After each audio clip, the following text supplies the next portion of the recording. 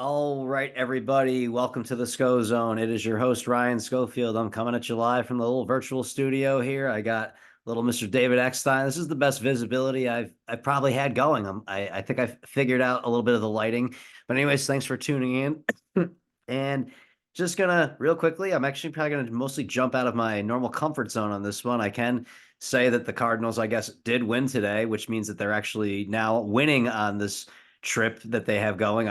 Course, go figure for them. They've been playing their best baseball when I have not been watching. The only game that I watched the last couple of days was the end when they blew it with Helsley, which I kind of ranted, which was not some of my best work. But yeah, uh, they're now heading into a series this weekend with the Chicago Cubs, where in Wrigley Field, which what could possibly go wrong? Nothing ever goes wrong for the Cardinals there.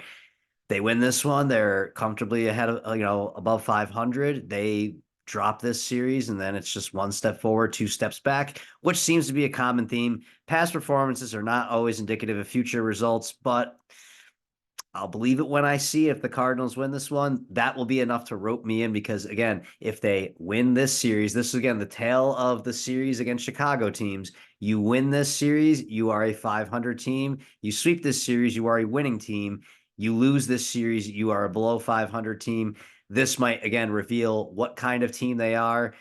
Beating the Pirates in a series does. I believe they won this series. I believe that. Yeah, I need to stay up on this if I'm going to talk more shit. But I was busy getting my ass kicked in softball last night and kind of didn't really want to pay attention to anything that happened on the diamond or just kind of forgot about a bunch of stuff. Same thing that happened. We played this team earlier, the first game of the season, and the first three innings, it's we're pretty tight game. I ripped a nice double. I'm sure that everyone cares about that, but I would say for softball standards, it was a pretty good shot, especially when this team might be really good. Ripped a good double, was able to get in the second, on the hustle. Almost got doubled off. The guy hitting behind me is this Jack guy that runs the team. Hit a liner that I thought for sure was over the shortstop's head. Then he, of course, made this diving stab. Thankfully, his throw back to second base was so good that the second baseman was not ready for it, that I was able to touch back and then actually advance to third. And then I actually had to score on a sac fly because, you know, runs are tough to come by for the team. It is what it is. Still have fun playing, but yeah, these guys started hitting. There was a couple of balls. I was playing catcher for a little bit. I was playing outfield. I moved in, and this one guy hit a ball that I felt embarrassed that I said it was popped up because yeah, it was a mile high in the air, but it was also driving. It was fucking shot. There was this one guy though. I mean, softball players, you get them in all shapes and sizes. As far as what their intentions are that they're there for and how they carry themselves. I care about making correct baseball plays, I guess, for my own sake. I evaluate my own self. I like to try and be able to teach people what maybe is the right idea. I'm out there to have fun at this level. I play with a team with my buddies in Rochester where we made the decision: do we want to have fun or do we want to win? We tried to win, didn't we came up short always. But this particular squad, you know, there's some guys that just this one guy just had this whole douchey attitude, like where he just kind of had this like nod his shoulders, like kind of didn't take his bat off for like two pitches. Like he would intentionally go down to two strikes and then just swing it whatever the pitch was. Like, all right, like again, I don't think it should be too hard to hit a softball. I don't think it's that impressive. I just because I can do it. So if I can do it, I think anyone should be able to do it. But I'm gonna stop with that one. The real purpose of this conversation I wanted to have is I've been kind of chatting a lot of NBA lately because that's what I did after I got out of here. Is I put my mind into NBA because I was watching the NBA finals. I will say that I did not have if you've been listening to me, you know that I was pro Mavs on this one. Very pro Mavs last night, I'll say, which did not work out well financially. It will be nice if the Florida Panthers can win the Stanley Cup this week. That'll lower the bill considerably. But I think that where I came up, where I realized at the end of that game, what the problem is, why I've been so pro Mavs, I guess, because I was not very pro Mavs before necessarily until they made short work of the T Wolves. I think what it was is that I just want to believe that Boston can be beat. Like, I'm not saying Boston was probably the better team going into the finals. I'll concede that. I was playing on the notion of having the best player. I would, the talk was whether it was Luca or whether it was Jason Tatum. The best player in this series has been Drew Holiday, if you ask me. Jaylen Brown, I would hear that case out, and I get, don't be the people that, oh, if you're don't don't look at the box score, don't watch the ball. I have actually watched a ton of ball. That's actually why I feel very equipped to have the conversation that I'm going to have and say the things I'm going to say. Because as much as I talk about all this baseball right now, I would say between the years of 2004, 2005 to 2000, I would say until the Cardinals won the World Series actually in 2011. I would say until that point, there was probably it was an equal baseball basketball argument as far as I liked both seasons and they didn't really fuck with each other as much. But I would say that for the most part, I was up till around 2011. I would say that it swung in the NBA's favor. How much I watched it. Yes, I gambled on it like a fucking degenerate, but that's how you learn a lot of stuff. You learn through your lost dollars. Used to watch it all the time, and I'm not even saying that that was the best era of basketball. We have some all-time greats that came from that era. I would probably still say, if you were to ask me, that the 80s was probably some of the best basketball just because it was pre the expansion. Not to say that diminishes what Jordan did, because I've heard that point brought up by JJ Redick, which can be disputed, but that's not my argument. That's for Gilbert Arenas, who says it so much better than I did, and Rasheed Wallace. But in the 80s, I would just say if you look at the depth of the rosters that teams had, those are names that you know who they are, and these were like going up until the 10th guy down the bench. So you had actual players going deep, not just role players that have accepted. I mean, they were great role players, career role players, not guys who are little flashes in the pans here and there. There are some names in this NBA Finals that kind of will mean nothing historically in NBA that just happen to be guys that appeared here. I've noticed that there's probably been a good chunk more of those recently than in years past. Like this is the statement that I was basically going as that I realize that the Celtics are going to win this series, probably will sweep it even. Um, the gentleman's sweep is kind of almost, I don't even know if the Mavs have that in them. I felt like if they couldn't get this one, that they're just, well, Luke is going to have a gut check moment. That's going to where I'm going to kind of go with this, I guess, too. The Mavs, I liked a lot going on this because, okay, without Porzingis, okay, at least maybe now they can get to the rim, easier baskets, and they came out firing and they did, and I did get the in gaming on there. It just seems like that the Celtics, the coaching mismatch between Jason Kidd and this result, I thought it was supposed to be the other way around in this series. Again, I do not admittedly watch as much NBA, so I maybe should not just go by what I have seen as much or what I read or hear as much when it's not my own researched opinion. I'm listening to what other people think sometimes, or I fall into the I might I might fall into some of the Twitter bullshit, but I was under the impression, at least, that the idea that Kid, the way things have worked with, I feel like an undermanned team, and how he got to the West, and we believe that the West was better. Now, the Celtics were always clearly above the Eastern Conference, and the Eastern Conference playoffs could not have panned out any better for them. But they are on the verge of potentially being the first team to sweep the conference finals and the NBA finals. I just saw that's a tremendous, just an overall amazing season. What I think the issue is and why I maybe thought this team was beatable when it looks like that they are, I don't want to say they're unbeatable in this current NBA. I maybe they probably would have beat the Nuggets too. What I'm going at is that with as much basketball that I have watched, I don't think that this Celtics team is historically very good. They're going to have a great resume, and they probably stood out above the pack better than most teams did relative to their seasons. But I think that just looking at if there was, thinking of a Mavs team, if they were to play the 2011 Dallas Mavericks, this Celtics team that's going to sweep the 2024 Mavericks, I don't think that they would beat them. I think that that team would be happy to get to 6 games, just like the 2011 Miami Heat did, because I can look at that 2011 Miami Heat team that lost in 6 games, and I could probably say that's a better basketball team than the one I'm watching right here. It's been ugly that they've been playing in the playoffs. I mean, the Celtics shoot tons of threes, and in the regular season, they made tons of them. They haven't been shooting really that good at all this play. I mean, they have not even been playing their best basketball, really, and they've been beating other teams pretty convincingly, I would say, at decent margins. And it's not even that the winning ugly thing. It's just that I'm watching bad games. Like the The weird thing with the Mavs yesterday was that in game three, they were getting to the rim and just could not finish it. It was like they had no juice. Their legs looked like they were all gone. It is, again, the Kyrie, he's a little bit up there along the tooth, but Luca has never made it this far. A lot of young guy. I mean, we're talking about Lively, who is, a rookie that's, they've got to probably have hit the wall at this point, or he's met his match, it seems. But I mean, I just look at some of the guys on the Celtics. I mean, Jason Tatum is being billed as the best player on the team. And I'm not saying that he just hasn't played like a star really to me as much. I get it, he's a well-rounded player, but for the most part, like I mean, at the end of the game yesterday, he seems like he is not he doesn't seem like the guy. Again, I've thought that Drew Holiday has been the one guy as somebody who bet the Mavs. I've always been fuck. He's the guy that makes that put back, that hustle play, gets that rebound. If he's open for a shot, you just hold your breath.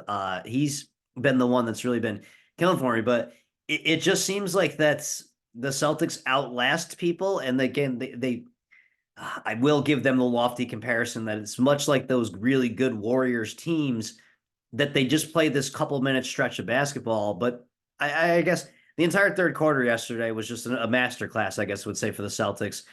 And then the Mavericks, just everything just is very hard for them. And I wasn't even saying that it was great defense. It's just that they only have two guys that can create, and they just look like they just ran out of, like, if you've ever played basketball, like if this is a rare problem I've ever had, but if you have one move you can score on and only one move, you get tired of doing it, and the other people figure out how to defend it. And that's just kind of what it seemed like the Mavs are running into. And it doesn't seem like that this was. I mean, by the way, I would also say Luca giving absolutely little to no effort. I mean, I don't know. I'm sure it's going to come out he's hurt. That's all very convenient. It is what it is. I mean, players are all going to be pretty run down at this point of the year. Um, if that's the agreement that they have, that he's able to play, expend energy on offense and none on defense, because you're playing 4-on-5 on both sides. Luca can't play offense on the fucking or can't play defense. On the other side of things, Maxi Kleber is getting a lot of minutes for the Mavs, and he can't. He's got an injury that is limiting his offensive abilities a lot, but he's got to be out there for his defense. So you're down a man almost on either side, and it's just not the greatest of matchups. And I just think Luca has. I liked him going into this series. Is I guess you ride the high was with him, but him not getting his way, he is worse. He's on LeBron's level as far as just, dude, fucking get over it. Like, or just working. Like, I mean, I miss when people just, I mean, everyone gives the refs a little bit of bitter eyes, but I mean, there were people that I don't recall it ever being so much because they're used to do technicals. That's the other thing watching this NBA finals. It has been, what the fuck was going on in the game yesterday? There was about like 25 minutes where I swear the whistles did not even exist. It's just that, like, Luka fucking threw a hip check into fucking Tatum. Tatum got fucking absolutely murked. This is the second time I've seen somebody getting hit while they were dunking in this series, and just no and ones on this one. But then you're going to call Luca on a foul out on a fucking just, yes, letter of the law. It's a foul. Spirit of the law. I'm sorry, but in David Stern's NBA, if David Stern was still around and still calling in the NBA, RIP to who really I think is the commissioner that set the table for Adam Silver to succeed on this one. I'm very curious to see how the NBA is going to go in the post LeBron. I got to imagine. I saw that game 2 of the NBA Finals was very highly rated. I can't imagine that game 3 and 4 are going to be doing too much. But what do I know? I'm just that's just speculation. I could be wrong, and you know what? That does happen, but I put it out here, and I have to just only try and be better, because if I'm going to have documented evidence of this shit and I want to sound like someone that knows what he's talking about, well, I put the dates on these things, or I put the events on there. I already got the stain on my soul that does not exist for this ginger of picking the Mavs to win this series. That's going to get a little bit expensive. But I'll just pretend that I got a hooker in Milwaukee or something like that, although they probably don't cost as much a hooker in Milwaukee as what I lost on the game last night. But baseball is always kind to me. I'll just wait for that particular moment. Not going to try and force the action. I will, again, I like to post about these things. Got to get the shorts going. The shorts are what get the bigger views going, because people have more time to watch those, but they also put some new eyeballs on here. Did get a new subscriber out there. Thank you for whoever you are. I'm almost convinced at this point. There's Eckstein. I'm almost wondering. I have a very very special listener that's I'm very work very close with. I must say. I'm almost wondering if he's the one that's getting me the extra subscribers. If you're doing that, that's I still appreciate it. If I'm getting these on my own, I appreciate it. I'm not the easiest follow for the and the Panthers got a goal there, so we're a little closer to chip. Here's the thing, gamblers out there, the worst thing you can possibly do when you lose a big bet is to alter everything you were doing up until the point of losing that big bet. So let's just say if you're a $50 better and you lose a $500 bet, you don't fucking fire in another $500 bet. That's a way of creating your real worst nightmare in a very, very short period of time. You got to go back to betting 50s. Slowly just chip away. You got to eat. You can't look at it like, here's the best thing would say. I'll end on this one. The gambling, something I'm very knowledgeable about. It's been doing an awful lot. The best thing about the legalized gambling, I would say, people have their reasons that they're against the legalized bookies. I go a different route of this one. There's nothing actually worse than the illegal bookie because they let you bet money that you don't have. And the consequences with them are a little different than filing bankruptcy. Yeah, I guess that there are probably ways that you can put a credit card balance onto a sports book. I'm glad that I don't have the desires to ever do something like that because I'm sure you pay on it like a cash advance. And it's just one of those things. It's like, I'll put it like this.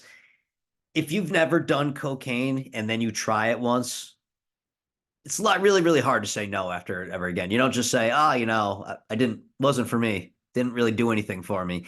Once you find out how easily accessible and how convenient it is, sometimes bad analogy maybe, you might just start doing it more. But that's where the card where I'm sitting here right now and I might say, I think the Panthers really got this game right now. I might be able to take a $15,000 credit balance and put it onto my FanDuel account and bet it on them minus 350 or whatever the fuck they are. Let's see what the price is right now, hypothetically, just to see if that would be a good bet. I promise I am not thinking about doing this whatsoever. Wink, wink.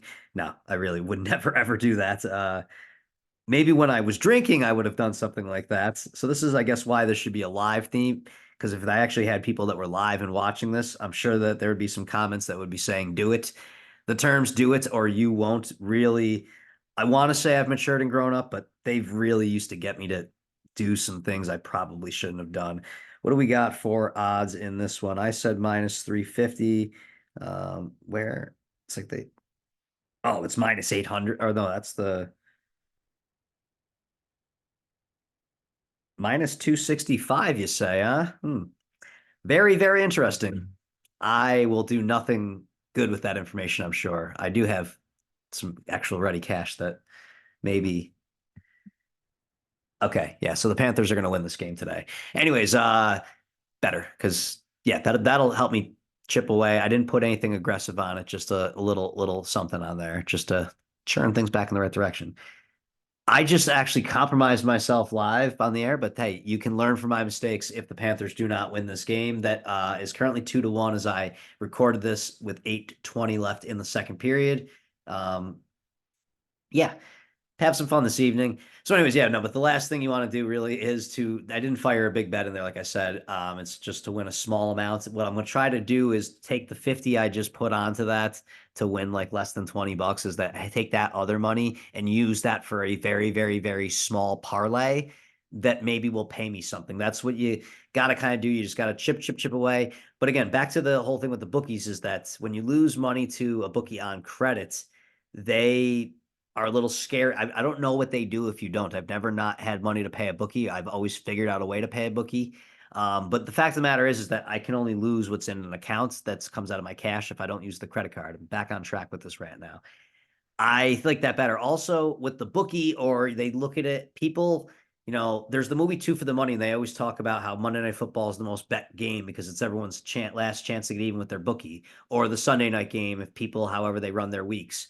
That's always been stupid to me because you got to look at it as a long-term proposition. Like, yes, it does suck to part ways with hard-earned cash, but you need to have some money that you've been prepared to lose when you really do this. You have to look at this as it's gone already. It makes it a lot easier to play with. once that you have given them that money, it's all about not, you don't have to worry about winning it back. Win it back in small amounts. I will tell you this again, break down the math on this. You know what it takes to win $10,000 a year of gambling?